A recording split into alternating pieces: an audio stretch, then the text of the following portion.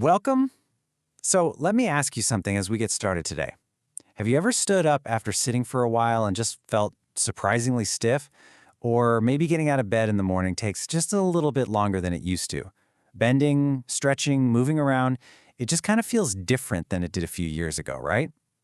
Well, it is incredibly common to experience this increased stiffness with age, but what you might not realize is just how heavily our movement, recovery, hydration, sleep, and our daily habits all play a role in that feeling. Today, we're going to explore exactly that. Welcome to our explainer on why you feel stiffer as you get older. If you've been feeling surprisingly stiff recently, I want to assure you right now, you are completely normal, and you are certainly not alone in this. It's a nearly universal experience for adults over a certain age to, struggle a bit to roll out of bed or to feel this new kind of resistance when reaching down to pick something off the floor. We often just quietly accept these changes, right? We assume it's simply the price of time passing. But understanding what's actually happening deep inside our bodies is the vital first step toward feeling better. But here's the really good news. Stiffness is not just an inevitable sign of adding another candle to the birthday cake. Yes, changes in mobility, flexibility, and overall comfort do naturally happen over the years, but our lifestyle factors heavily dictate how our bodies actually move and feel on a day-to-day basis. Understanding those factors gives us the power to make choices that support better mobility and overall wellness. It is absolutely not some uncontrollable, predetermined decline. Let's look at section 1, the mechanics, why bodies change over time. A fundamental truth here is that movement changes throughout life. When we're younger, our bodies recover incredibly quickly from being stationary. But as we age, well, the body becomes a lot less forgiving. One major reason we feel stiffer today is simply that we're moving less. We're caught in these modern traps of inactivity, sitting at desks, commuting in cars, unwinding in front of the television, typing on computers, and there's a real biological consequence to this. Prolonged sitting actually physically shortens your hip flexors. Over hours and years, these shortened muscles pull tightly on your lower back when you finally stand up. That right there is what creates that acute sensation of stiffness. The human body was designed for constant, subtle movement, and when that decreases, stiffness naturally sets in. Another absolutely crucial physical factor involves elasticity. This is the ability of our muscles and connective tissues to stretch and then return to their original shape. You can think of youthful connective tissue kind of like a fresh rubber band. It just snaps back effortlessly. But older, less active tissue, it's more like a rubber band that's been sitting in a desk drawer for a few years. It needs a little bit of gentle warming up to get it snapped back. On a cellular level, our collagen structures change. And synovial fluid, which is basically the body's natural joint lubricant, well, it can start to dry up like a rusty hinge if we aren't moving enough.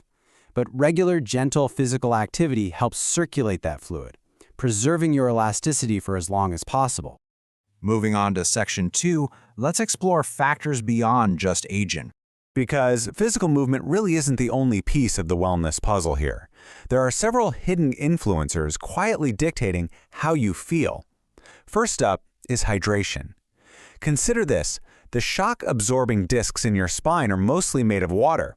So when you're chronically dehydrated, those discs literally shrink and lose their cushioning. That leads directly to back stiffness. Proper hydration is a structural necessity, plain and simple. Next is sleep.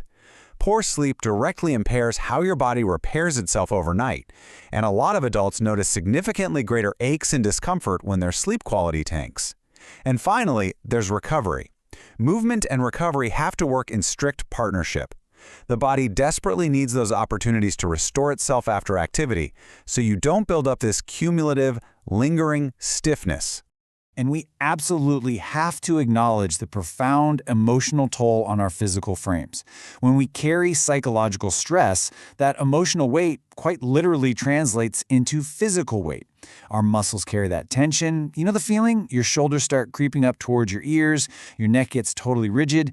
The body is essentially locking itself into a constant state of readiness, a quiet fight or flight posture. Holding on to this tension day after day profoundly affects your overall comfort and mobility.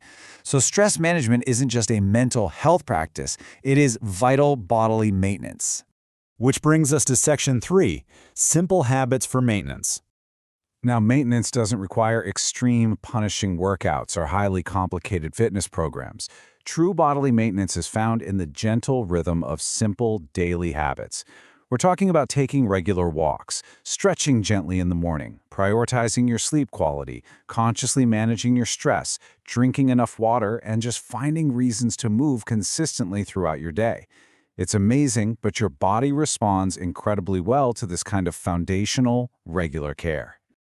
A really powerful way to reframe this is through the concept of movement hygiene. It goes like this. Just like brushing your teeth helps maintain oral health, regular movement helps maintain mobility. Waiting until stiffness becomes severe before you decide to stretch, well, that's kind of like waiting for a cavity before you start brushing your teeth.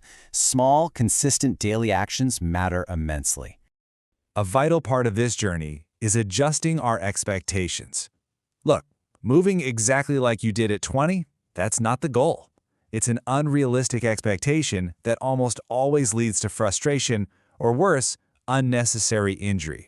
Instead, our focus should be purely on helping the body function as smoothly and comfortably as it possibly can at the exact age you are right now.